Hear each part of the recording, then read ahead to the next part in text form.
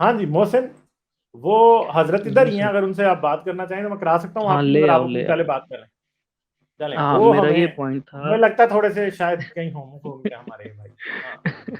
हाँ जी। तो मैं ये कह रहा था कि ये होमोसेक्सुअलिटी जो है सर वो ऑलमोस्ट एनिमल किंगडम में हर जगह मिलती है। हम्म। एनिमल्स में जितने भी हायर एनिमल्स हैं, बर्ड्स में डक्स, हम्म। गीज, एलिफेंट्स, जिराफ्स, इन सब में होमोसेक्सुअल बिहेवियर बहुत आम है। अब हम हम्म। इंसानों को होमोसेक्सुअलिटी से जो प्रॉब्लम है वो ये है कि एक तो रिलीजियस बायस आ जाता है पहले ही हमारा, क्योंकि हम्म। रिलीजन इस चीज़ को सही नहीं समझता था। बचपन से रिलीजन इतना दिमाग में घर कर गया हुआ है कि हम मतलब even after being alive in 21st century हम देख नहीं पाते कि भाई प्रॉब्लम क्या है। दूसरी बात रही जो होमोसेक्सुअलिटी, और हम इंसान अपने को जरूर से ज्यादा स्पेशल हेलो समझते हैं कि hello you know we are special. तो इस हेलो, स्पेशलिटी का जो इंटरप्शन। हमें टैग लगता है। एक मिनट जी, आप मोहसिन को बात अपनी कंप्लीट करने दें। हाँ जी जी मोहसिन। तो हम इंसान खुद को काफी मोहसिन को स्पेशल मैं देखते जो हैं, तो यहाँ पे हम इन्होंने कहा है इसका जवाब देना चाहता हूँ कि सबर तो एक करो मिनट ना सर भाई मैं मेरे बात पहले। कंप्लीट कर लेता हूँ, फिर आप आराम से जवाब दीजिएगा, कोई मसला नहीं है। तो मेरा पॉइंट ये है कि हम इंसान खुद को स्पेशल देखते हैं, अपने आप को इस इस यूनिवर्स का या इस बायोडाइवर्सिटी का पार्ट नहीं समझते, हम अपने आप को इस बायोडाइवर्सिटी का कंट्रोलर समझते हैं। उस वजह से क्या होता है कि जो बिहेवियर हमें एनिमल्स में नॉर्मल लगता है वही बिहेवियर हमें ह्यूमंस में एबनॉर्मल लगता है। इस वजह से हम होमोसेक्सुअलिटी को एनिमल्स में इमेजिन ही नहीं करते कि उनमें ऐसा एग्जिस्ट कर भी सकता है या नहीं करता है। बट अगर आप एक जनरल गूगल सर्च भी करते हो homosexual behaviour in animal kingdom, पूरा विकिपीडिया पे आर्टिकल आ जाएगा, 1900 हम्म। से ज्यादा ऐसी स्पीशीज हैं जो होमोसेक्सुअलिटी शो करते हैं। हाँ अच्छा, जी एक जी जी। हम्म। एक दूसरा पॉइंट और मैंने ऐड करना था, वो जो भी कह रहे थे ना कि एमआरआई से psychological disorders and all that. Sir MRI scan, CAT scan, CT scan, PET scan, ultrasound, ये सब यूज करते हैं हम जब भी हमें कोई साइकोलॉजिकल डिसऑर्डर देखना होता है। खाली न्यूरोलॉजिकल नहीं, साइकोलॉजिकल डिसऑर्डर्स, क्योंकि हम ब्रेन अच्छा। मैपिंग न्यूरो हम्म। साइंस इतनी एडवांस हो चुकी है कि हमें एमआरआई में दिखता है कि अगर एक बंदा इम्पैथ है तो उसका कौन सा हम्म। ब्रेन का पार्ट कैसा वर्क करेगा, और अगर एक बंदा साइकोपैथ है या सोशियोपैथ है या नॉन इम्पैथ है तो उसका कौन सा पार्ट कैसे फंक्शनिंग करनी चाहिए। एमआरआई स्कैन्स में हम स्पेशल इमेजेस फ्लैश करते हैं उनके आगे, और उनकी ब्रेन एक्टिविटी नोट करके हम रियलाइज करते हैं। और भी कई सारे टेस्ट होते हैं हमारे पास, जैसे वो एमएमएससी है हमारे पास, और भी कई सारे टूल्स है। बट जो डीएसएम है हमारा, DSM 5, diagnostic and statistical manual for psychological disorders, ये हम्म। एपीए निकालता है, अमेरिकन साइकियाट्रिक एसोसिएशन। पूरे वर्ल्ड में यही चलता है कि, और एक आईसीडी का चलता है। तो हम्म। इनके अकॉर्डिंग हम कैट स्कैन भी यूज करते हैं, हम सीटी स्कैन भी यूज करते हैं, हम एमआरआई स्कैन भी यूज करते हैं, हम पेट स्कैन भी यूज करते हैं। तो मुझे ये समझ में नहीं आया कि वो इतना इसमें तिल मिला क्यों गया कि भैया एमआरआई और साइकोलॉजी, मतलब क्या मतलब पॉइंट क्या वो था झूठ यार। बोल रहा था बंदा, उसको नहीं पता था कोई। हाँ, चलेंगे फुफ्फड़ की भी बात सुन लें भाई। ये क्या कह रहे हैं। जी जी। हाँ जी जी।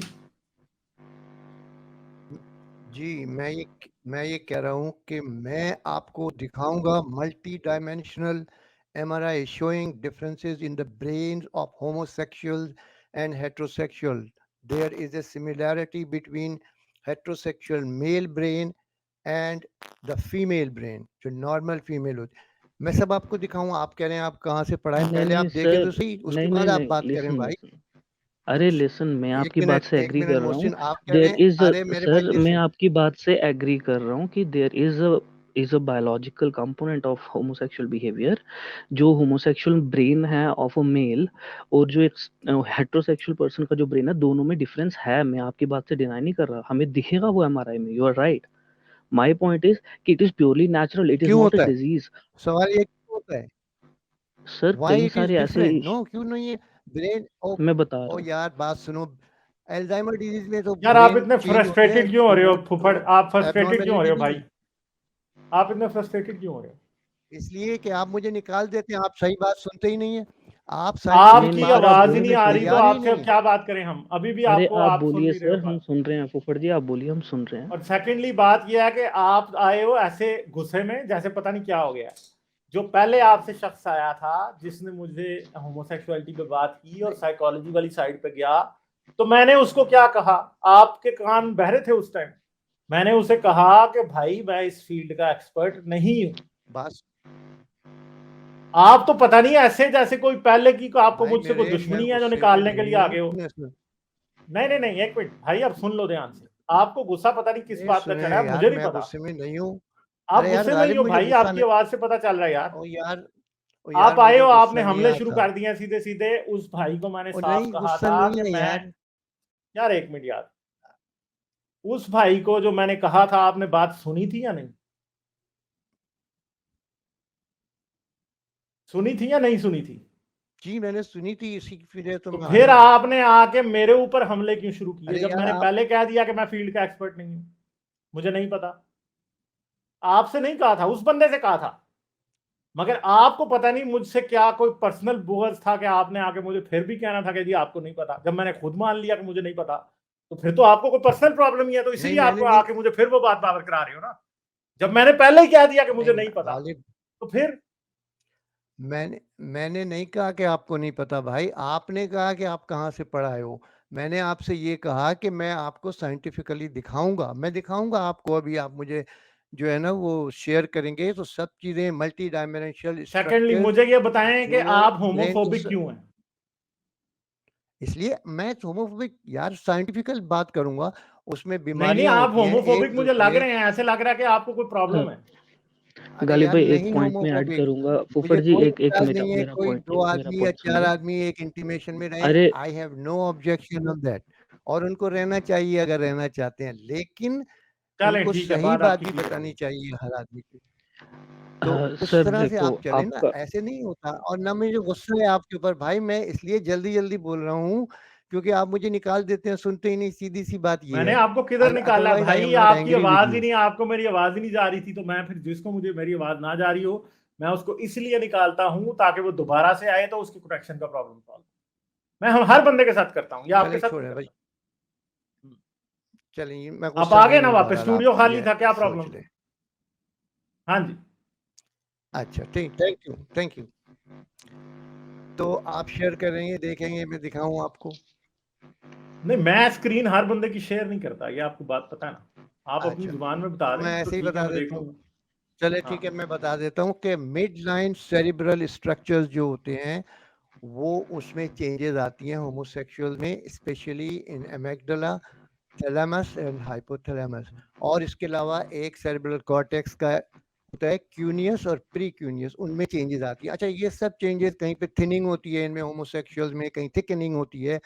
और ये सब क्यों होता है? दो वजह की वजह से। नंबर वन, उनका जो टेस्टोस्टेरोन लेवल होता है वो at the time of development, यानी जब वो यूट्रस में होते हैं उसमें चेंजेस होती हैं। एंड नंबर टू, एपिजेनिक क्रोमोसोम जो है वो जो फीमेल से मिलता है मेल को अपनी मदर से, वो वाला जो क्रोमोसोम होता है वो सप्रेस हो जाता है normally in A male child. लेकिन होता कुछ यूं है इनमें कि वो वाला जो फीमेल का जो उसकी मदर से एक्स में उसको मिला होता है एपिजेनिक क्रोमोसोम, वो सप्रेस होने के बजाय एक्टिव रहता है। इसलिए बाद में वो जब बड़े होते हैं तो इसलिए कि वो ऑपोजिट सेक्स को अट्रैक्ट करता है, और मदर का जो एपिजेनिक क्रोमोसोम होता है वो तो ऑपोजिट सेक्स को अट्रैक्ट करता है यानी मेल को। इसलिए क्योंकि इनके अंदर ये वाला क्रोमोसोम सप्रेस नहीं होता, इसलिए ये एक्टिव रहता है और ये मेल की तरफ माइल हो जाते हैं। They attract male more towards the female. और यही सिचुएशन जो है वो लेस्बियन फीमेल में होती है। ये पूरा आप इसकी जो रिसर्च हुई है इसको आप देखें कि अच्छा, ये आप एमेगडला में रिसर्च चेंज। रिसर्च आप वैसे कहाँ से बता रहे हैं? कोई रिसर्च पेपर है, क्या है ये, कोई बुक है?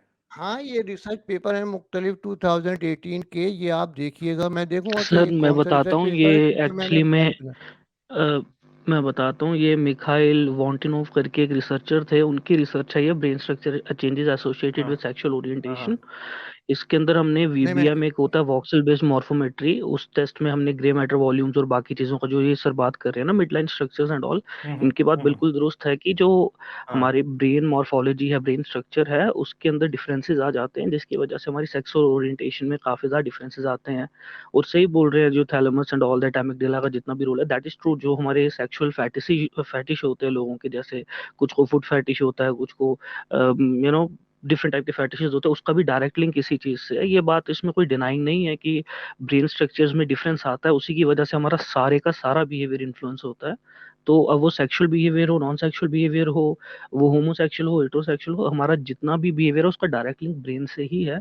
तो obviously there are going to be some differences in homosexual brain and heterosexual brain. मैं भी इन सर को यही बोलता कि मैं आपकी बात से इत्तेफाक रख रहा हूँ। देयर इज नो हाँ, डिनाइंग द फैक्ट कि हमारे ब्रेन में डिफरेंसेस हैं, उसी की वजह से इंडिविजुअल डिफरेंसेस भी हैं। और जो हमारा मैंने दूसरे भाई से बात की थी वो ये की थी कि उनका ब्रेन परफेक्टली हेल्दी होता है। मेरा हाँ, मतलब ये था, हेल्दी शायद ब्रेन मैंने कोई होना गलत और बात ब्रेन कर दी हो। डिफरेंसेस, हाँ हाँ हेल्दी ब्रेन होना और ब्रेन में डिफरेंसेस होना दो अलग अलग बातें हैं। एक जिनको हम साइकोपैथी बोलते हैं, वो जो बात करते हैं साइकोपैथ की कि उनमें क्यों ऐसा होता है, मेरा पॉइंट वहां पर ये था कि साइकोपैथी जो है वो एक साइकोलॉजिकल एबनॉर्मेलिटी है। हम हम्म, साइकोलॉजिकल डिसऑर्डर्स जिनको भी क्लासिफाई करते हैं, हम उनको एबनॉर्मेलिटी के बेसिस पे करते हैं, और abnormality is something which is not normal. अब नॉर्मल कंसीडर क्या किया जाएगा, उसका बहुत बड़ा कंपोनेंट हमारा कल्चरल भी होता है, उसका बहुत बड़ा कंपोनेंट हमारा एक कंसेंसस बेस्ड भी होता है। तो अगर कोई एक ऐसा बिहेवियर है, जैसे अगर एक सोसाइटी की बात करें जहाँ पर वॉयलेंस काफी नॉर्मल है, तो वहां पर अगर एक इंडिविजुअल काफी नॉन वायलेंट है, वो एबनॉर्मल बिहेवियर कहलाएगा वहां पर। ऑन दी अदर हैंड, अगर एक ऐसी सोसाइटी है जहाँ पर नॉन वायलेंस काफी ज्यादा कॉमन है और वहां पर कोई बंदा वायलेंट है, उसको हम एबनॉर्मल कंसिडर करते हैं। सिमिलरली जो साइकोपैथी है वो एक एबनॉर्मल ब्रेन फंक्शनिंग का रीजन है। उसके अंदर ब्रेन में हमारे जो न्यूरोट्रांसमीटर्स होते हैं, जो हमारे हेल्प करते हैं ब्रेन को एम्पैथेटिक और सिंपैथेटिक इमोशंस को शो करने के लिए, वो नहीं प्रॉपर्ली डेवलप होते हैं। तो बात इनकी भी सही है कि जितना भी हमारा ह्यूमन बिहेवियर है, वो चाहे साइकोपैथिक हो या होमोसेक्सुअल हो या जैसा भी हो, उसका डायरेक्ट लिंक तो है हमारा ब्रेन स्ट्रक्चर से। But at the same time that is not abnormality. Homosexuality abnormality नहीं है, होमोसेक्सुअलिटी एक biological difference in brain structure है। आप उसको हम्म। एक टाइम पे किया करते थे, हम उसको डीएसएम में हम उसको बोलते थे, what was the name for that, I मेरे माइंड से स्किप हो रहा है। होमोसेक्सुअलिटी को एक टाइम पे हम रखा करते थे एक ऐसे मेंटल डिसऑर्डर में, बट आई गेस 2020 या 19 में हमने डीएसएम में से निकाल दिया है उसको बाहर। अब नहीं उसको कंसिडर करते हम होमोसेक्सुअलिटी को एक मेंटल डिसऑर्डर। नहीं, वो फुफड़ भी ये नहीं कह रहे कि कोई मेंटल डिसऑर्डर है। जो वो बात कर रहे हैं वो अच्छा बात अच्छा। ठीक कर रहे हैं। वो शायद एक इनिशियली मैं भी हाँ मिसअंडरस्टैंड कर गया उनकी बात को। और उन्होंने ये भी कहा, कुछ देखिए लोग ये कह रहे हैं, देखिए उन्होंने गालिब, मैं उन्होंने ये ये कहा कि उनको कोई मसला नहीं है होमोसेक्सुअल से, बल्कि वो हाँ होमोसेक्सुअल हाँ। लोगों की उन नेचर को एक्सेप्ट करते हैं, उन्हें सपोर्ट करते हैं। जी जी जी। जी फुफड़। देखिए गालिब, गालिब मैं मुझे कोई एतराज़ नहीं है कि 2 आदमी रहें, 4 आदमी रहें, इंटीमेसी में रहते हैं, खुशी से रहें। I have no objection on that. लेकिन मैं ये चाहता हूँ कि आम लोगों को ये पता चले कि होमोसेक्सुअलिटी से डेंजर्स क्या हैं। चेंजेस ब्रेन में होती हैं, चले इससे तो कुछ ना मुझे आपको नुकसान है, ना आपको नुकसान है किसी को। लेकिन इससे जो बीमारियों, most important part of that is the microbiology. अब मैं माइक्रोबायोलॉजी पे आता हूँ कि उससे एड्स होती है। 60 to 70% वो ऑफ तो the cases heterosexual of sex से भी एड्स होती है। दे अकर इन होम। अरे यार, होमो एटो में कितनी नहीं होती हैं। 100 अगर पेशेंट है एड्स चलें, के, आपको पता है 100 दुनिया में केसेस। सबसे ज्यादा एड्स कैसे फैली है? यार मुझे हिस्ट्री नहीं पता, ठीक है। नहीं मैं तो अभी की आप बात समझते करूँ हैं कि एट दुनिया में प्रेजेंट। होमोसेक्सुअलिटी सबसे बड़ी रीजन है एचआईवी की? होमो मैं आपको फिगर बता रहा हूँ ना, जो बुक में लिखी हुई है चले, कि मैं भी आपको 60 फिगर to बताता हूँ 70। ना कि क्या बताते हैं, बताएं। चलें आप बताएं, आप फिगर बताएं, फिर मैं आपको बता दूंगा। अब मैं ये बता रहा हूँ कि 60 to 70% of the cases of AIDS occur in homosexual. यानी अगर आप 70 के 100 केसेस लेंगे होमोसेक्सुअल्स के ओ एड्स के, तो उसमें से 70 होमोसेक्सुअल्स हैं। ये ज़्यादातर ये होमलेस होते हैं, ज़्यादातर इनको बीमारियां होती हैं, डिप्रेशन होता है, एंजाइटी होती है, हाँ फुफड़ साइकोसिस जी, होती है। एक एक एक पॉइंट ऐड करूंगा मैं, आपका थोड़ा सा यहाँ पर गलत है पॉइंट। जो आप बोल रहे हो 60 से 70 एड्स नहीं, वो एचआईवी पॉजिटिव हैं। एड्स जरूरी नहीं है जिसको एचआईवी होगा उसको एड्स भी होगा। वो एचआईवी पॉजिटिव ज्यादा है, एड्स का इतना रेशो नहीं आई थिंक। और last when I check AIDS जो कितने दिन के सीडीसी की बाद होती है? गाइडलाइंस आई थी। जी जी। HIV पॉजिटिव के बाद, सुनो यार, HIV पॉजिटिव के बाद एड्स कितने दिन में होती है? फीचर्स डिसऑर्डर कितने दिन में वो होता है? डिपेंड करता है ना सर, वो डिपेंड वो तो करता सालों है ऑन लगते हैं द आजकल। इम्यूनिटी ऑफ आजकल लोग इंडिविजुअल पहले ही मर एंड। जाते हैं, एड्स नहीं होती क्योंकि इतने ड्रग्स आ चुके हैं। 2 से 10 साल का टाइम हाँ, होता है फीचर्स आने में, ठीक है वो ना। ही ना, डिपेंड करता है, तो अभी डिपेंड सर और करता है ऑन सेकेंडली दूसरी पर्सन टू बात यह पर्सन। है, चले मोहसिन आप बात कंप्लीट करें, फिर सर मैं बात मैं करूंगा इनसे। ये बोल रहा था, जो सीडीसी हम्म, का जो डाटा था last time I checked, I am not sure कि अभी वो सही होगा या नहीं, पर उसका जो इशू था कि उन्होंने जो रिसर्च किया था कि होमोसेक्सुअल्स में क्यों एचआईवी का रेट ज़्यादा है, उसका रीज़न था कि होमोसेक्सुअल्स खुद को ये समझते हैं कि हम पेनिट्रेशन नहीं कर रहे प्रॉपर, तो उसकी वजह से शायद हमें एड्स नहीं होगा, इस वजह से वो प्रॉपर प्रिकॉशंस नहीं लेते। और पॉवर्टी एक इंडिविजुअलिस्ट बहुत ये बड़ा आप ही हो, रीजन है। इंडिविजुअलिस्ट आप हो। Yes, Alep, it's me. हाँ चलो ठीक है, सर मोहसिन कंटिन्यू। या मैं ऐड करूं? हाँ, तो उनको गालिब मैं ऐड करूं? प्रॉपर हाँ, उनको प्रॉपर सीडीसी के अकॉर्डिंग जो होमोसेक्सुअल्स हैं, एक तो पॉवर्टी उनका बहुत बड़ा रीज़न था, डिस्क्रिमिनेशन बहुत बड़ा रीज़न था। उनको जब फाइनेंशियल सपोर्ट नहीं मिल रही कहीं से, उनको कहीं से एक इमोशनल सपोर्ट, फाइनेंशियल सपोर्ट नहीं मिल रही, तो जैसा कि अभी फुफड़ जी ने बोला कि वो सड़कों पे घूम रहे हैं होमलेस एंड ऑल दैट, उस वजह से हो रहा है। और वो ड्रग्स में पड़ गए हैं, तो उस वजह से वो इन्फेक्टेड नीडल्स यूज़ कर रहे हैं, एक ही नीडल शेयर कर रहे हैं, इस वजह से उनमें रेट ज़्यादा था। इसका ब्रेन मॉर्फोलॉजी से आई डोंट थिंक कोई लिंक है, या इसका इससे भी कोई लिंक नहीं है कि वो होमोसेक्सुअल्स हैं। इसका लिंक है कि उनके साथ जो सोशल कंडीशनिंग की गई है, उसका रिजल्ट है कि उनमें एचआईवी का केस ज़्यादा है। That is my opinion, maybe I am wrong, but CDC का डाटा तो मेरे को ये समझ में आया। हाँ, और मैं वही इसी तरफ मैं पॉइंट ऐड आउट कर रहा था। एक मिनट फुफड़ ठहर जाए। आपने बहुत सी बातें इधर ऐसी की हैं जो कि फैक्चुअली एक्यूरेट नहीं है। दुनिया में सबसे ज्यादा एचआईवी फैलने की वजह ब्लड ट्रांसफ्यूजन और ड्रग्स है, ठीक है जी। सबसे ज्यादा, जो अभी मोहसिन ने अच्छे तरीके से इस बात को बताया कि ड्रग्स और ब्लड ट्रांसफ्यूजन। शुरू में जब एड्स की एक्सप्लोजन हुई थी, एक सिटी से दूसरी सिटी इस तरह नहीं पहुंची थी कि एक होमोसेक्सुअल जाके दूसरे होमोसेक्सुअल से सेक्स कर रहा है फलां सिटी, नहीं। ब्लड बैंक्स ने शुरू में फैलाई थी, जब स्क्रीनिंग का भी मसला नहीं था। लोग ब्लड ट्रांसफ्यूजन से डर गए थे। दुनिया के कहीं ऐसे इलाके हैं जिनमें लोग ब्लड ट्रांसफ्यूजन से टोटली डर गए थे कि यार हम खून लेंगे ही, क्योंकि एचआईवी तो कुछ रेयर है। शहरों में ब्लड बैंक से इतना फैला दिया था, ठीक है। दूसरी बात यह है कि इफ देखें, आपको पता है इस वक्त एचआईवी की वैक्सीन कामयाब हो चुकी है, पता है। इस वक्त एचआईवी की वैक्सीन जब बन जाएगी तो बात करेंगे। हाँ, नहीं बन जाएगी तो बात करेंगे ना। वो बात यह है कि मैं जो हम बात अभी कर की रहा हूँ ना, बात कर वो रहे हैं। ठहर जाए फुफड़। आपको मैं कह रहा था ना कि आप थोड़े से होमोफोबिक हैं वैसे, ठीक है। क्यों? क्योंकि भाई अगर आप ये समझते हो कि एचआईवी सबसे बड़ी रीजन है होमोसेक्सुअलिटी को बुरा कहने की, तो एचआईवी खत्म हो जाएगी तो फिर क्या रीजन रहेगी? हेपेटाइटिस ठीक है। बी है, हेपेटाइटिस सी है, यानी ह्यूमन आपको तो एचपीवी है। यार ये बीमारियां तो रहेंगी ना। डिफरेंट लाइफस्टाइल चॉइसेस इंसान की होती हैं, बीमारियां बहुत सी होती हैं उनके अंदर। Compare to oil normal field में काम करने वाले पॉपुलेशन लोगों को, ऑयल फील्ड में काम करने वाले लोग ऐसे टॉक्सिन से एक्सपोज हो जाते हैं जिसकी वजह से उनमें, मैं खुद ऑयल फील्ड से कनेक्टेड हूं इसलिए मुझे पता है, ठीक है। ऑयल फील्ड में काम करने वाले लोग ऐसे पेट्रोकेमिकल टॉक्सिन से एक्सपोज हो जाते हैं जिसकी वजह से उनका रिस्क कैंसर होने का जो है वो एक आम आदमी के मुकाबले में बहुत ज्यादा बढ़ जाता है। तो अब आप क्या कहेंगे कि लोगों को ऑयल फील्ड में काम ही नहीं करना चाहिए? ठीक है, ये चीजें हैं। रिस्क किसी चीज में ज्यादा होते हैं, किसी में कम होते हैं, मगर किसी को उस रिस्क की बेस पे आप विलिफाई करना शुरू कर दें, उनके खिलाफ प्रोपेगेंडा करना शुरू कर दें, हमारा प्रॉब्लम उससे है, जो कि आप कर रहे हैं अब।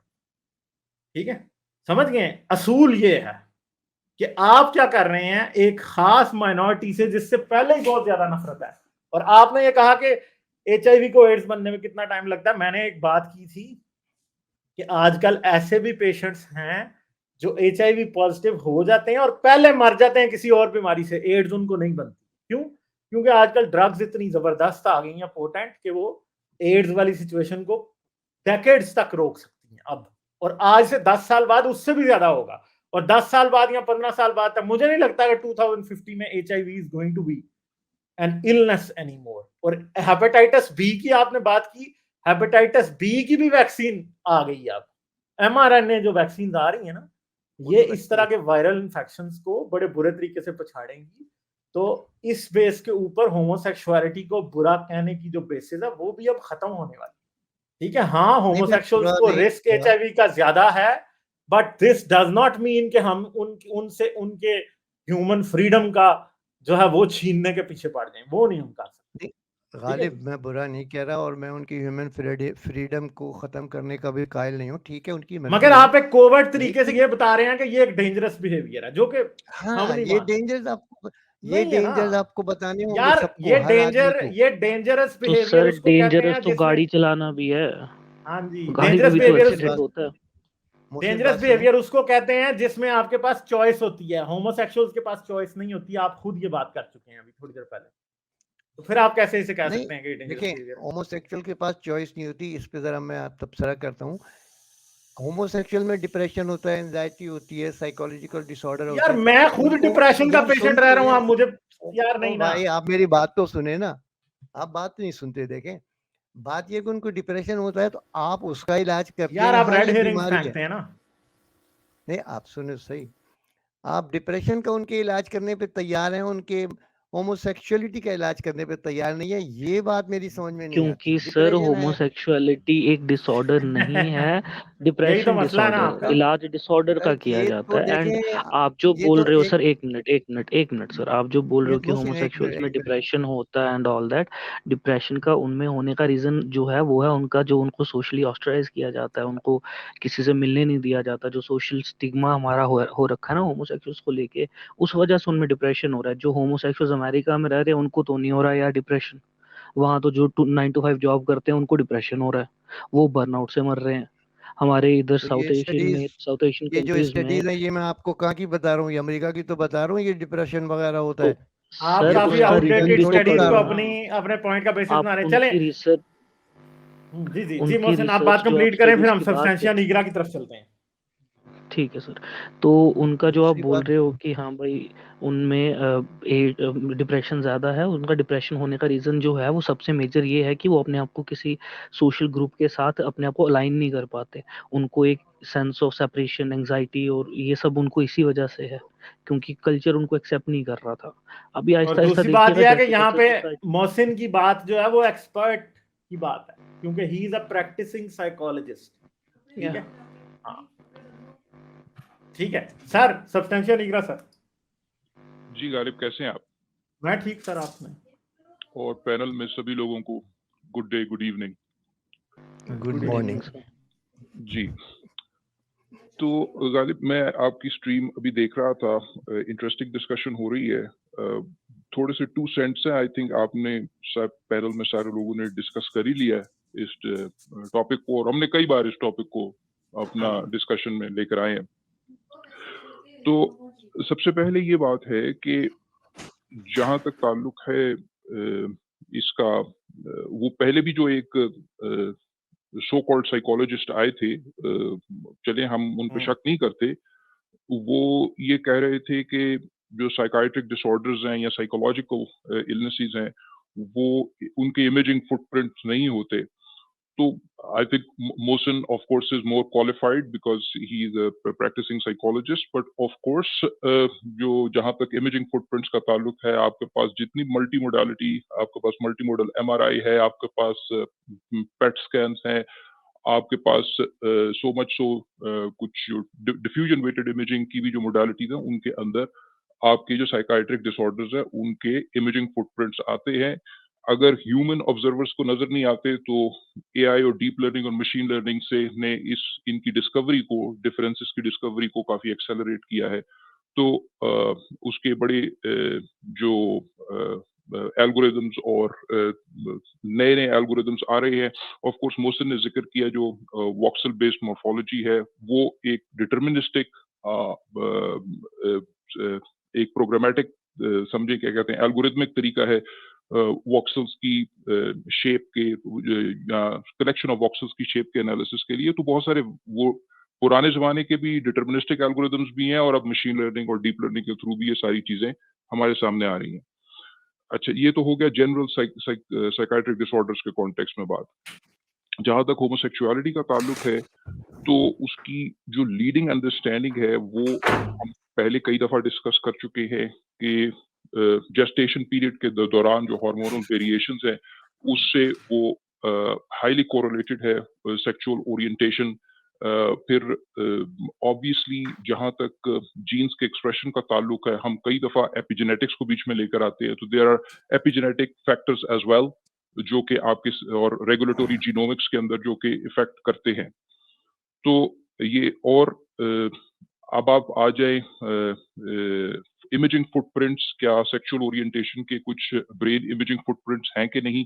तो बिल्कुल है, बिल्कुल इनिशियल स्टडीज है, अर्ली टाइम्स है, बट ऑफ कोर्स क्या कहते हैं, इनिशियल स्टडीज है, आपकी जो इंटीरियर सिंगुलर कॉर्टेक्स है वहां पर आपको स्ट्रक्चरल चेंजेस नजर आती हैं। और अगेन मशीन लर्निंग और एआई बहुत इस्तेमाल हो रही है इस कॉन्टेक्स्ट में भी। Having said that, more importantly जो सबसे इम्पोर्टेंट बात जो मुझे लग रहा है कि हमें स्ट्रेस करनी चाहिए है कि एवरी रेयर कोई चीज जिसका रेयर इंसिडेंस है उसको आप डिसऑर्डर नहीं डिक्लेयर कर सकते। ठीक है, आपको ये देखना पड़ेगा कि to be declared as disorder उसको किन क्राइटेरियन पे पूरा उतरना है। ये ठीक है कि ये हैंडफुल ऑफ परसेंटेज में ये हो रहा है, लेकिन जस्ट बिकॉज वो रेयर है इसको डिसऑर्डर नहीं कहा जा सकता। ट्विन प्रेगनेंसीज बड़ी रेयर होती है as compare to non twin pregnancies, तो हम उसको डिसऑर्डर नहीं कह सकते। तो डिसऑर्डर के लिए उसको डिक्लेयर करने के लिए एक बहुत बड़ी लीप है जब ये कि आप ये कहते हैं कि स्ट्रक्चरल चेंजेस ब्रेन के अंदर सेक्सुअल ओरिएंटेशन के साथ कोरिलेटेड है। ऑल द मोर रीजन आप ये इस्टेब्लिश कर रहे हैं कि ये एक नेचुरल चीज है, वो एक्वायर नहीं कर रहा, बाय चॉइस नहीं जा रहा, उसकी सेक्सुअल ओरिएंटेशन जो है उसके कंट्रोल में नहीं है। फर्ज करें कल को हमें पता है कि ये जो कुछ राइट विंग के लोग हैं वो बड़े अपनी तरफ से बूट कैंप्स लगाते हैं to cure homosexuality in courts. Pakistan में भी सर अभी हाँ, राजा ज़ियाउल हक लगाता को इस तरह फर्ज करें कि कल को कोई स्ट्रक्चरल इंटरवेंशन निकल आती, मैं बिल्कुल वाइल्ड स्पेकुलेशन कर रहा हूँ, कोई स्ट्रक्चरल लेवल पर इंटरवेंशन निकल आती, कोई एपिजेनेटिक ड्रग्स के ऊपर काम एपिजेनेटिक इंटरवेंशन निकल आती है, ये भी उस इंडिविजुअल की चॉइस होगी कि वो अपनी सेक्सुअल ओरिएंटेशन वो को लेता चेंज कि नहीं। हाँ सेक्सुअल ओरिएंटेशन को चेंज करता है कि नहीं करता, इस पर क्लैरिटी आनी चाहिए। ठीक है, और क्योंकि अदरवाइज वो सोसाइटी के लिए कोई थ्रेट पोज नहीं कर रहा। एक ही ब्रेथ में जो साइकोपैथी की स्ट्रक्चरल डिविएशंस है और होमोसेक्सुअलिटी को one has to be careful कि एक ही ब्रेथ में उन्हें हमें बात करनी है कि नहीं करनी। हम तो यहाँ तक कह देते हैं कि भी अच्छा भी साइकोपैथी के साथ भी आपकी स्ट्रक्चरल चेंजेस इन्वॉल्व हैं और ब्रेन के डिफरेंट रीजन्स की कनेक्टिविटी जो ब्रेन कनेक्टोम है उसके अंदर एबेरेशंस और डेविएशंस हैं, लेकिन at the same point in time हमने सोसाइटी को बचाना है साइकोपैथ से, वो एक डिफरेंट टॉपिक है।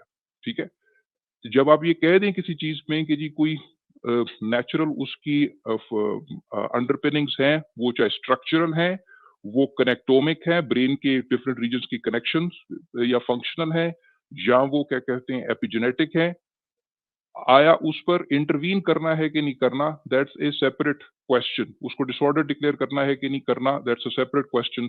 From all measures and to all intents and purposes homosexuality are जो होमोसेक्सुअल्स हैं या डिफरेंट सेक्सुअल ओरिएंटेशन वाले लोग हैं, they continue to act as highly productive and functioning individuals of the society. अगर उनको कंस्ट्रेन ना किया जाए तो ऑफ कोर्स जब आप उनको कंस्ट्रेन करेंगे तो उनके अंदर अजीब किस्म के डिप्रेशन और सारी चीजें साइकोलॉजिकल डिसऑर्डर्स और तरह उनके एग्रावेट होंगे। जिस तरीके से मोहसिन ने कहा कि भाई वो we are living in different times, वक्त के साथ साथ और बाय द वे इसमें भी बड़ा डिफरेंस है, नॉर्थ अमेरिका और यूरोप के अंदर भी बड़ा डिफरेंस है, the way they are treated. US और यूरोप में भी बड़ा फर्क है, Europe is a little bit ahead of the US. तो उसमें उधर they are just normal functioning human beings, उधर उसमें डिप्रेशन का इंसिडेंस इतना नहीं है।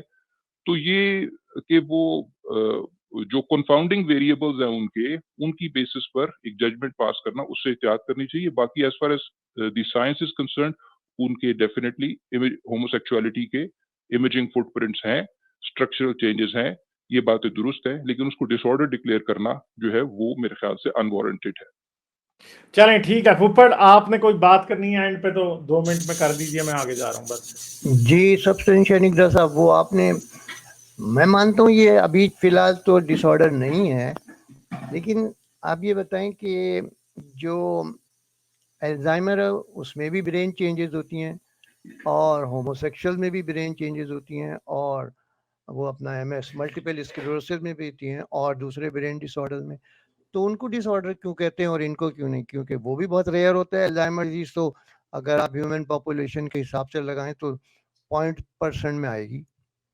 चलें ठीक है, आपके सर सवाल का जवाब देते हैं। चलें शुक्रिया। मैं करूं इसका आंसर सर? जी Mohsin कर करे. दी। Mohsin, you are more qualified. Please go ahead. Thank you sir. Sir Alzheimer भी रेयर है और उसमें भी ब्रेन फंक्शनिंग में प्रॉब्लम आ रही है, स्किज़ोफ्रेनिया में भी सेम हो रहा है, हेलुसिनेशन और डिल्यूजन और इन सब में भी सेम हो रहा है। You are right. The problem is हम डीएसएम के क्राइटेरिया को जब देखते हैं, हम किसी भी बिहेवियर को एक्सक्यूज मी, जी जी हम करें किसी करें भी बात। बिहेवियर को डिसऑर्डर सिर्फ तभी डिक्लेयर करते हैं जब वो कुछ पर्टिकुलर क्राइटेरिया पे फुलफिल हो। जैसे उसमें से जो सबसे मेजर है वो आपकी डे टू डे लाइफ में इतनी बड़ी रुकावट बन रहा है कि आप अपनी normal day to day functioning properly नहीं कर पा रहे हो। बीइंग होमोसेक्सुअल आप अपनी day to day functioning properly कर सकते हो। अल्जाइमर में आपका ब्रेन आपकी मोटर फंक्शनिंग को लूज कर गया, आप डे टू डे फंक्शनिंग नहीं कर सकते। दैट इज वाई हम अल्जाइमर को डिसऑर्डर कंसिडर करते हैं। और मुझे स्किज़ोफ्रेनिया लगता में है आपको एक चीज इस पे भी मेरा भी क्वेश्चन है कि क्या अल्जाइमर जो है वो तो ओरिजिनल ब्रेन की सिचुएशन होती भी नहीं है। नहीं, Alzheimer is not an LGBTQ original brain situation. हाँ हाँ, अल्जाइमर वो जो है बंदा वो पहले एज हेल्दी के होता है, वो साथ तो साथ वक्त के साथ डेवलप होता है। एग्जैक्टली अल्जाइमर जो है वो एज के साथ साथ आपका ब्रेन का जो ग्रे मैटर है वो डिसइंटीग्रेट होना शुरू हो जाता है। उसका ब्रेन एक्चुअली में आपका brain, for the lack of better words, brain आपका सड़ना शुरू हो जाता है। That leads to Alzheimer. On the other hand जो होमोसेक्सुअल बिहेवियर उसमें कुछ सड़ नहीं रहा, कुछ खराब नहीं हो रहा, everything is perfectly fine, it is just differently wired.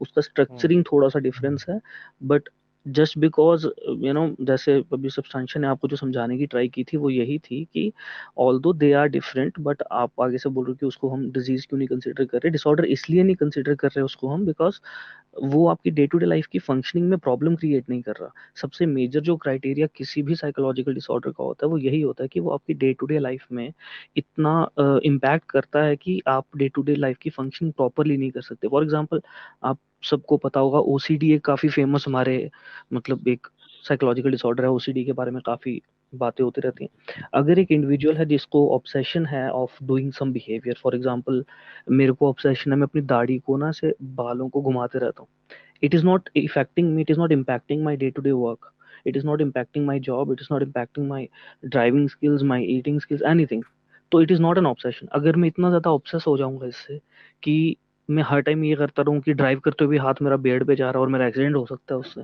Then it would be considered a disorder. As long as it is not impacting me in any way to perform my daily duties, it is not considered a disorder. Alzheimer को इसलिए disorder consider करते हैं और homosexuality को इसलिए नहीं करते हैं। I hope that make sense. चलें हमारे Thank you, साथ। Mohsin. जी थोड़ा जी सा सर। ऐड करूं, थोड़ा सा ऐड करूं. Thank you, जी जी Mohsin. सर, जरूर, जरूर। Obviously, ये एक ब्रेथ में again Alzheimer's और homosexual और sexual orientation का जिक्र करना, it is like beyond comprehension. Why would even one do that?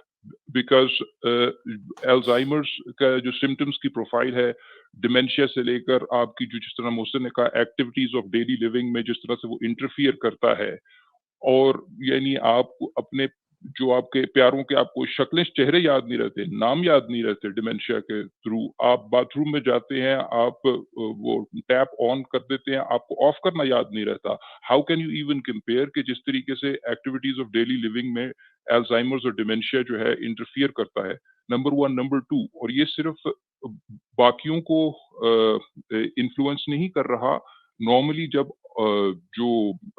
इसका जो ऑनसेट है वो आहिस्ता आहिस्ता होता है। You yourself are going through this experience, you yourself are struggling, कि आपको पता है कि आपकी आहिस्ता आहिस्ता मेमोरी जिस तरीके से आपके हाथ से और आपके जा रही है, वो आपको your memory is actually slipping through your hands, आप you are going through that experience. तो उसमें वो इंडिविजुअल खुद भी वो डिमेंशिया और उसकी सिम्टम्स से रिलीफ चाहता है। This is also important. आप कैसे कह सकते हैं कि ये दोनों चीजें बराबर हैं? तो आई डोंट नो कि ये कैसे बात कर रहे हैं। और दूसरी बात ये कि वो अगर किस होमोसेक्सुअल या सेक्सुअल ओरिएंटेशन की चेंज की वजह से अगर उसको एक functioning member of the society के तौर पर एक्ट करने में मुश्किल पेश आ रही है, अपनी डेली लिविंग के अंदर मुश्किल पेश आ रही है, वो सोसाइटी की वजह से आ रही है, जबकि अल्जाइमर्स और डिमेंशिया को अपनी प्रॉब्लम की वजह से आ रही है। तो आई डू नॉट नो कि क्यों क्या कहते हैं कि इन दो को एक ब्रेथ में लाया गया है। So I will just stop over here. चलें ठीक है। हाइपर एक्टिव और सुल्तान दोनों आए हैं। हाइपर एक्टिव ने एक कमेंट भी भेजा था। हाइपर एक्टिव, अगर आप उस पर कुछ एलाबोरेट करना चाहें। हाँ गली भाई, हेलो सब पैनल को हेलो। मैं ये कहना चाहता था कि मुझे पता नहीं है कि उनका बिलीफ सिस्टम क्या है, वो मुस्लिम थे वो बताना या नहीं चाह रहे थे, मैंने पूछा था वैसे तो एक दो बार, नहीं बताना चाह रहे। हाँ। तो व्हाट हैपेंस इज लोग ना अज्यूम कर देते हैं कि ये लोग ना दिमागी तौर से बीमार है, इनको कोई मेंटल काउंसलिंग की जरूरत है। वो कुछ नहीं है, ठीक है। तो वो उसी तरीके से है जिस तरह से हम अलग अलग लोग ना, हम हमारी अलग अलग हाइट होती है, हमारे अलग अलग बॉडी स्ट्रक्चर होती है, इसी तरह वो लोग भी अलग अलग फीलिंग्स के साथ पैदा होता है। इसमें कोई बुरी चीज नहीं है। दूसरी बात ये है कि अगर गे कम्युनिटी में HIV ज्यादा है, it can be easily avoided by having a protected sex, खत्म। हाँ एग्जैक्टली। ठीक है, ये कोई भी बात नहीं करता। तो वो जो भी आए थे वो कह रहे थे कि ये इन लोगों के बीच में ना HIV एंड एड्स बहुत ज्यादा होता है, पाया जाता है। बट अगर हम प्रॉपरली उन लोगों को एजुकेट करें टू हैव प्रोटेक्टेड सेक्स, तो बात खत्म हो जाती है। तीसरी बात यह है कि रिलीजियस बुक्स में ना ये इसका कोई जिक्र नहीं है। एक बहुत फनी हदीस है शायद, मैं आपसे ही सुना गली भाई, जो ये कहते हैं कि एक वुमेन की ब्रेस्ट को अगर आप शकल करते हो तो you will become her son. महरम। HIV will also spread through breast feeding, ठीक है। तो that is also one of the possibility. तो ओरल सेक्स करने से भी आपको HIV हो सकता है, ठीक है। एंड प्रोटेक्टेड सेक्स के बारे में कोई रिलीजियस बुक्स में कहीं पे भी लिखा नहीं है। तो वो पॉइंट टू बी एड्रेस्ड वो है कि हम लोग ना प्रोटेक्टेड सेक्स कैसा करें, सेक्सुअल एजुकेशन कैसा बढ़ाए, ठीक है। ये हर आदमी जो अनप्रोटेक्टेड सेक्स करता है उसको HIV का भी रिस्क होता है, अदर सेक्सुअली ट्रांसमिटेड डिजीजेस जैसे वो हेपेटाइटिस बोल रहे हैं तो उसका भी रिस्क होता है। तो we have to educate people to have safer sex. क्या मैं उनसे ये पूछना चाहता था, क्या वो तैयार है कि वो सेक्सुअल एजुकेशन अपने रिलीजियस पॉइंट्स पे देने के लिए तैयार है? यही तो बात है। चले ठीक है, सुल्तान आइए। सुल्तान कैसी हैं आप? मैं बिल्कुल ठीक-ठाक हूँ। मैं काफ़ी देर से ये डिस्कशन सुन रही हूँ। मुझे ये समझ में नहीं आता, ठीक है, आप ब्रेन की आप पूरी एनाटॉमी को डिस्कस कर रहे हैं, आप ब्रेन की डेवलपमेंट और उसके अंदर डिफरेंसेस को डिस्कस कर रहे हैं। अगर कोई होमोसेक्सुअल है, तो उससे सोसाइटी को क्या नुकसान है? उससे कौन किसके साथ सो रहा है, वो एक आदमी के साथ सो रहा है, कोई औरत के साथ सो रहा है, उससे किसी की सेहत पे क्या असर पड़ना चाहिए? मतलब वो आपके सामने नहीं सो रहा, वो कमरे में जाके ही मतलब ओपनली तो सेक्स करना अलाउ नहीं है। ज़्यादा से ज़्यादा कोई अफेक्शन ही शो कर सकता है और हमारे जैसे माशरों में तो वो भी बहुत मायूब समझा जाता है। आप ओपन पब्लिक अफेक्शन का भी एज़ सच रिवाज नहीं है। तो मुझे ये समझ में नहीं आती कि इतना आपको सारी दुनिया की प्रॉब्लम्स एक तरफ, आपकी इलिटरेसी आपके मुल्कों में फैली हुई, आपके मुल्कों में फैली हुई बाकी बीमारियाँ, आपको डिप्रेशन नहीं नज़र आ रहा। आपको डिप्रेशन ये नज़र आ रहा है कि होमोसेक्सुअलिटी की वज़ह से आप जाके देखें तो सही कि गुर्बत की वज़ह से कितनी डिप्रेशन है। वो लोग मर जाएँ, क्या करें? और क्या आप गुर्बत को आप बचपन से डिटेक्ट कर सकते हैं कि कोई गरीब बनेगा बड़े होके कि नहीं बनेगा? होमोसेक्सुअलिटी इज़, अगर कोई है तो है। देखें, let's not, I don't even want to acknowledge that fact कि ये इस तरह की डिस्कशन ये आके करेंगे और कहेंगे कि मतलब उनको आई डोंट नो क्या सजेस्ट करते हैं कि उनको दिमाग का वो हिस्सा रिमूव कर देना चाहिए जो किसी को होमोसेक्सुअल बनाता है। What people are you, wish that, people wish that Sultan, people do wish that. मतलब ये आपका जो लोग हैं ना, ये सोचते हैं कि इनको ज्यादा हक है उनकी जिंदगी के बारे में डिसाइड करने का। मतलब हाउ डेयर यू ना, ये हाँ, तो बड़ी वो हाँ, आपकी हाँ। ये किस किस्म की आपकी मेंटालिटी है? कोई है तो है, आप कौन होते हैं जज करने वाले? आप कौन होते हैं किसी की ज़िंदगी के बारे में फैसले करने वाले? अगर मुझे अक्सर मैं ये बात करती हूँ तो मुझे कोई मुझे 1-2 दफ़ा कहा गया, अगर आपका बच्चा निकला है तो फिर? तो क्या हुआ? हाँ, क्या वो मेरा बच्चा नहीं रहेगा? हाँ। क्या मेरी उससे मोहब्बत इस चीज़ पे मशरूत है कि वो एक स्ट्रेट बच्चा होगा, तो ही मैं उससे मोहब्बत करूँगी। और अगर वो उसकी अगर सेक्सुअल ओरिएंटेशन मेरी मर्ज़ी के मुताबिक तो छोड़े, मुआशरे की मर्ज़ी के मुताबिक ना हुई, तो मैं उससे मोहब्बत नहीं कर सकती। किस किस्म की फ़िज़ूल बातें। मैंने उस बच्चे को पाला पोसा, पैदा किया, बड़ा किया, तो मैं अब इस चीज पे डिसाइड करूंगी कि मेरी मोहब्बत, अगर ये क्राइटेरिया, सिर्फ एक क्राइटेरिया, उस पे बच्चा पूरा नहीं उतरे तो आप उसे निकाल देंगे, घर से निकाल देंगे, जिंदगी से निकाल देंगे। अगर आप इस तरह के रवैये रखते हैं अपने इर्द गिर्द लोगों से, और इर्द गिर्द लोगों से तवक्को भी ये रखते हैं कि ऐसे बच्चों को छोड़ दिया जाए, उनको उनको मार दिया जाए या उनकी जिंदगी खत्म कर दी जाए, तो उनकी डिप्रेशन का बाइस तो आप जैसे लोग हैं ना, जो इस तरह की बातें आके करते हैं। ये भी तो सोचिए। You guys are responsible for talking like that, और उनको इस तरह से फील करवाने के लिए जैसे वो कोई बीमारी है। वो बीमारी नहीं है। आप लोग अपना इलाज करवाइए, अपने ऊपर नजर डालिए, अपने गिरेबान में झांकिए कि आपको उससे क्या तकलीफ। चलें टीनू, जो सुपर चैट्स आई हैं वो एक बार दिखा दें। बड़ी देर से चैट्स और सुपर चैट्स में हमने हाईलाइट की हैं, वो रुकी हुई हैं। टीनू पीछे से शुरू करें जहां पे से हम रुके हुए हैं। थैंक यू गली भाई, आई एम साइनिंग ऑफ। अगर कुछ है तो फिर ज्वाइन करूंगा। चलें ठीक है, hyper active, thank you. Okay okay okay. अच्छा हाँ जी, भाई को पूछें कि मोहम्मद को मिलिग्नेंट नार्सिसिज्म होने के बारे में क्या ख्याल है। मुझे तो ये पता भी नहीं है कि मिलिग्नेंट नार्सिसिज्म क्या होता है। ये मेरा ख्याल है मोहसिन ही बता सकते हैं। मोहसिन। सर इसमें होता क्या है, आपका जो नार्सिसिस्टिक, अब नार्सिसिज्म में क्या होता है, आप सिर्फ अपने आप को सही समझते हैं और अगर आपके खिलाफ कोई कुछ भी बोलता है तो that person is wrong. And अगर कोई बंदा आपको क्रिटिसाइज करता है या फिर आपके बेटर के लिए आपके अगेंस्ट कोई पॉइंट बोलता है, तो they are actually planning to do something against you and all that. और मैलिग्नेंट नार्सिसिज्म जो होता है, इसके अंदर तो ये जो for the lack of better explanation, जो नार्सिसिस्टिक ट्रेट्स होते हैं वो जरूरत से ज्यादा ही ओवरफ्लो होने लगते हैं। तो according to me, prophet Muhammad को नार्सिसिज्म भी था और एपिलेप्सी तो उनको थी। वो अब्दुल्ला गोंदल की जो आपने वो देखी होगी, उनकी पूरी प्रेजेंटेशन इसी के ऊपर है। तो उन प्रॉफिट मोहम्मद को तो दोनों चीजें थी। नार्सिसिस्टिक तो वो हद से ज्यादा थे, मतलब कोई आके एक बार भी कुछ खिलाफ में बोल गया तो बस वहीं पे गर्दन उड़ा दो एंड ऑल दैट। पॉइंट जो था सर, 1980s में ना एपीए ने निकाला था DSM-3। उसके अंदर जो सेक्सुअल ओरिएंटेशन डिसऑर्डर था उसको बोलते थे ईगो डिस्टोनिक सेक्सुअल डिसोरिएंटेशन और sexual orientation, I am not sure yet. तो उसके अंदर जो ऑड सेक्सुअल अट्रैक्शंस होती थी लोगों की, जिसको आज हम समझते हैं कि नहीं यार दिस इज कॉल्ड फैटिश, कुछ लोगों को डॉल से होती है, कुछ लोगों को अलग अलग चीजों से होती है। 1980s में था वो। आज हम DSM-5 में हैं और वो 2013 में आया है। उसके अंदर कोई क्राइटेरिया है ही नहीं जो सेक्सुअल ओरिएंटेशन को डिफाइन करे as any kind of psychological disorder. पर फिर भी ये लोग वही 80 साल पुरानी बात लेकर आते हैं एंड ऑल दैट। और जैसा अभी सुल्तान मैम ने बोला था कि do they want us to क्या ब्रेन का पार्ट काट दे, लोबोटमी बोलते हैं ब्रेन सर्जरी को। 1980 से 90s के बीच में इस सेक्सुअल ओरिएंटेशन डिसऑर्डर के लिए लोबोटमी की जाती थी लोगों की।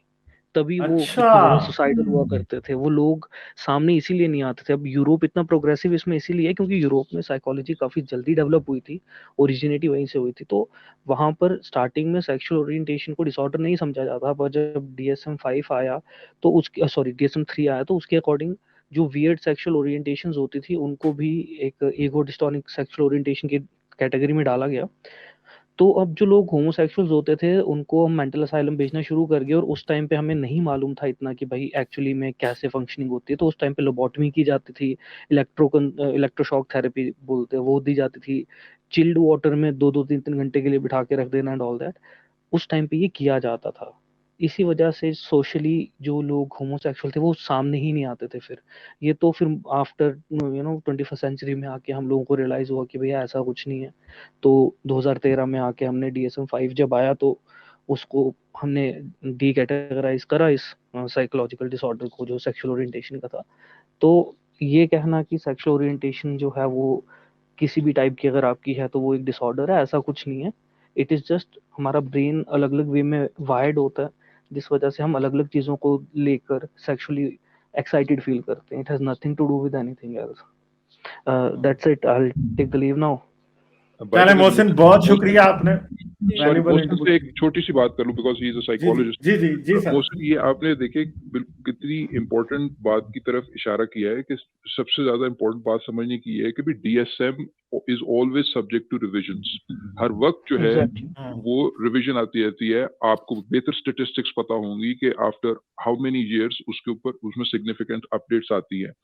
दूसरी बात, जहां तक ताल्लुक है इसका, ये जो आपने जिक्र किया पैराफिलियस का, आप जरूर वाकिफ होंगे जेम्स कैंटर से। जेम्स कैंटर जो कि कनेडियन क्लिनिकल साइकोलॉजिस्ट है और सेक्सोलॉजिस्ट है, और वो ज्यादातर पैराफिलियस के ऊपर उसकी रिसर्च है और काम है। He is himself openly homosexual.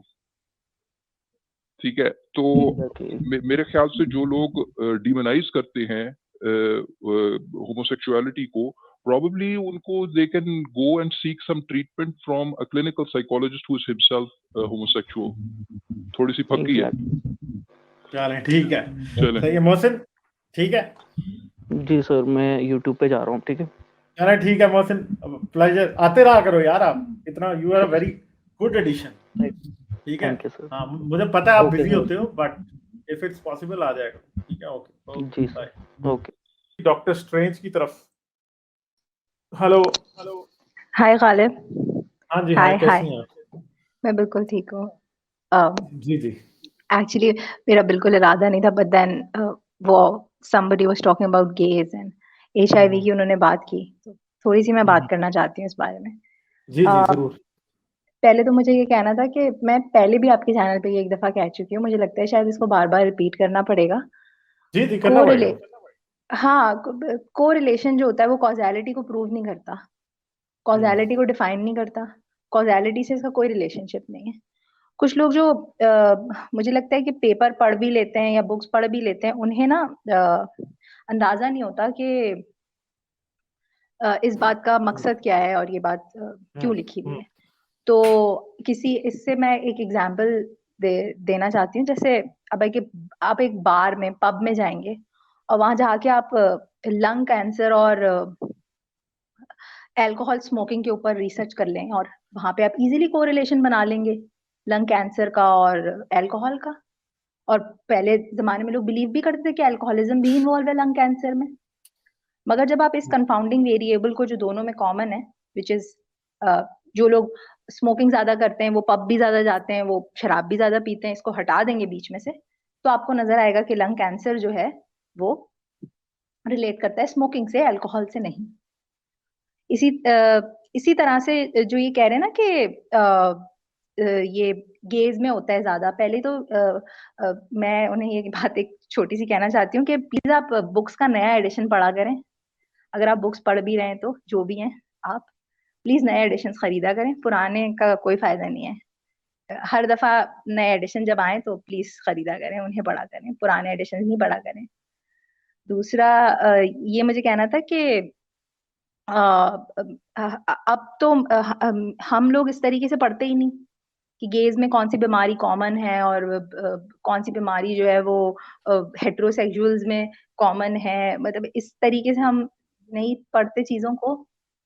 दूसरा ये कि अगर दूसरा उन्होंने मतलब ढेर सारी बीमारियों का नाम एक साथ लेने से ये मतलब नहीं प्रूव हो जाता कि ये सारी बीमारियां गेज में ज्यादा कॉमन है। For example hepatitis B and C, hepatitis B का वैक्सीन हमारे पास है और सी का नहीं है। सी का नहीं है स्टिल, बट सी कोई एड्स के लोगों में ज्यादा कॉमन नहीं है। इनफैक्ट ये तो बिल्कुल blood transfusion and IV drug abusers में कॉमन है।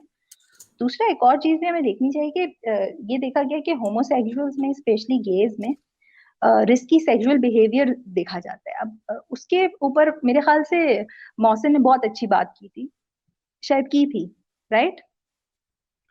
अब ये बिहेवियर क्यों करें है? आप बात। ये रिस्की बिहेवियर क्यों है? इसमें सोसाइटी इन्वॉल्व है उनके, अगर उनका रिस्की बिहेवियर है। और दूसरा, कुछ लोगों का सेक्सुअल बिहेवियर रिस्की रहेगा चाहे हम कुछ भी कर लें, हम उन्हें समझा सकते हैं, बट कुछ लोगों को नहीं समझ आएगी। उनमें कुछ गेज भी होंगे, कुछ हेट्रोसेक्सुअल्स भी होंगे, हर तरह के लोग होंगे उसमें। दूसरा एक और बात भी है, लोगों को ये नहीं पता होता कि सेफ सेक्स प्रैक्टिस का मतलब क्या होता है। मतलब सेफ सेक्स प्रैक्टिस का मतलब है कि you have to use condoms no matter what. अगर आप ओरल हम्म। सेक्स भी करें तो आपको कॉन्डम यूज करना है, लोगों को ये नहीं पता होता, किसी को भी नहीं पता होता है इनफैक्ट आई थिंक। और हो सकता है कि गेज में ये ज्यादा होता हो, मुझे नहीं पता, हो सकता है होता हो।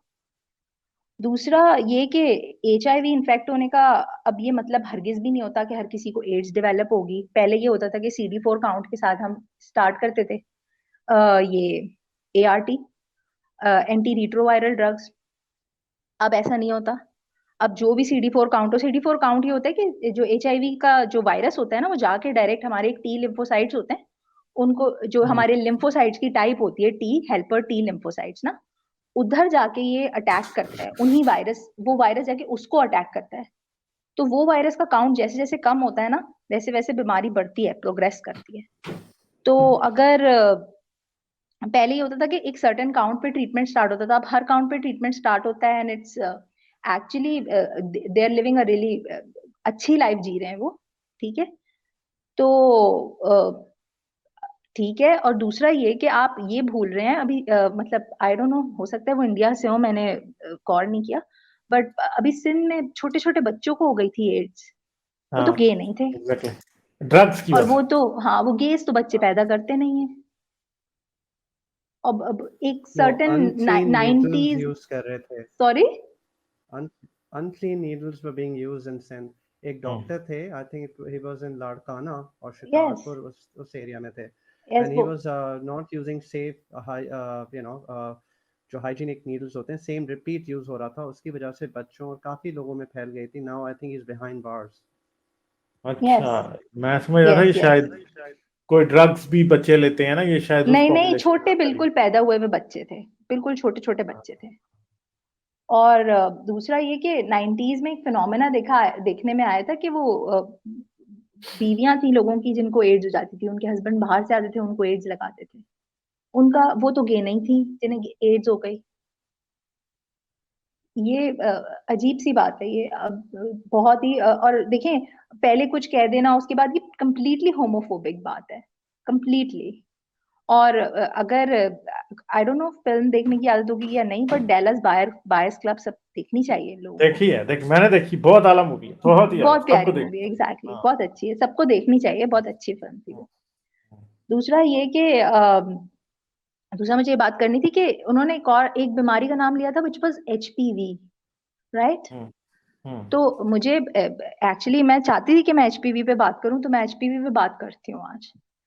HPV एक्चुअली फीमेल्स में बहुत डेंजरस होती है, मेल्स में तो वो सिर्फ क्या कहेंगे आप उसे, इज जस्ट, उसको मैं क्या कहूँ नॉन मेडिसिन की टर्म में, वॉट्स क्रिएट या वॉट एग्जैक्टली। मेल्स में तो सिर्फ ये पीनाइल वॉर्ड्स बनाते हैं, ठीक है। फीमेल्स और वेरी रेयरली पीनाइल कैंसर कराते हैं, वेरी रेयरली। आपने कब कितने लोगों को सुना होगा कि इसको पीनाइल कैंसर हो गया? नहीं होता है, वेरी रेयरली। बट फीमेल्स में ये सर्वाइकल कैंसर कराता है HPV, और इसका वैक्सीन भी अवेलेबल है, सबको लगाना चाहिए। तो ये मैंने तो लगवाया हुआ है, ठीक है, सबको लगवाना चाहिए मेरे ख्याल से। तो ये मतलब सब ढेर सारी बीमारियों का नाम ले लो, उसको गेस के साथ एसोसिएट कर दो, इट वाज जस्ट दैट। ये लोगों को असल Nothing में more. शॉक देते हैं, शॉक। ये हाँ, रिलीजियस लोगों का मसला ये है। लेकिन मैं बताऊं, पता नहीं, मैंने ये देखा है कि ये जो है ना, कुछ डॉक्टर्स में कुछ है ये थोड़ा सा, स्पेशली है डॉक्टर्स में ये ना, होमोफोबिया है उनमें, काफी है। डॉक्टर स्ट्रेंज, ये HPV की एग्जांपल बड़ी इंस्ट्रक्टिव इस वजह से है कि आप जो आपका पॉइंट जो मैं समझा हूँ वो ये है कि एक बीमारी जो कि सेक्सुअली ट्रांसमिटेड है थ्रू स्ट्रेट सेक्स, यस ठीक है, yes it's very important to underscore that ये स्ट्रेट सेक्स से सेक्सुअली ट्रांसमिटेड डिजीज है, और प्राइमरीली इस पे जो कॉस्ट्स हैं वो फीमेल साइड की ज्यादा हैं, जबकि जो रिस्पॉन्सिबल है ट्रांसमिट करने के लिए मेल साइड, उसकी कॉस्ट हेल्थ कॉस्ट कम है, लेकिन वो ट्रांसमिट कर रहा है फीमेल को। यस यस यस और जहां HIV का ताल्लुक है वो हमें पता है कि आपने ये भी बात बिल्कुल, हम उसको भी अंडरस्कोर अक्सर करते हैं कि उसका non sexual modes of transmission for HIVs इतने ज्यादा है, उन पर भी बोले ना। हाँ, और एग्जैक्टली ज्यादा वो फैलाते हैं, हाँ जी, ब्लड ट्रांसफ्यूजन से ज्यादा कुछ भी नहीं फैलाता है HIV, जी जी वही फैलाता है सब। नीडल स्टिक इंजरीज बहुत होती हैं, हम्म। आई नो पीपल जिनको हुई है, मतलब एआरटी पे जाना पड़ता है बगैर टेस्ट कराए, आपने ये स्टैंडर्ड प्रोटोकॉल है, एआरटी पे जाना पड़ता है आपको। और खैर वो तो रिस्क है, अब हर प्रोफेशन में होता है, बट ये भी है कि जो आईवी ड्रग अब्यूजर्स में होता है, जरूरी नहीं है कि सारे आईवी ड्रग अब्यूजर्स जो हैं वो गेज हों,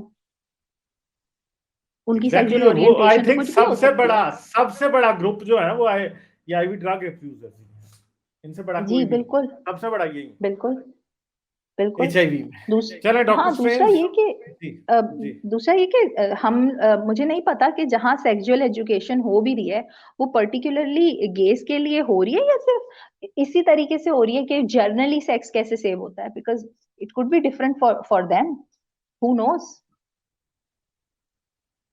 ये भी एक देखने की बात है कि जो इनके सेफ सेक्स प्रैक्टिसेस को टीच हो रहा है नहीं हो रहा है, हमें क्या पता, हमें कुछ नहीं पता। पाकिस्तान में स्कूल में कहीं भी सेफ सेक्स की वो तो एजुकेशन छोड़ नहीं देना, दी जा रही। वो तो आप छोड़ दें, वो ना बस छोड़ दें, मतलब वो छोड़े, वो पाकिस्तान में कुछ भी नहीं टीच हो रहा कुछ भी नहीं, वो छोड़े।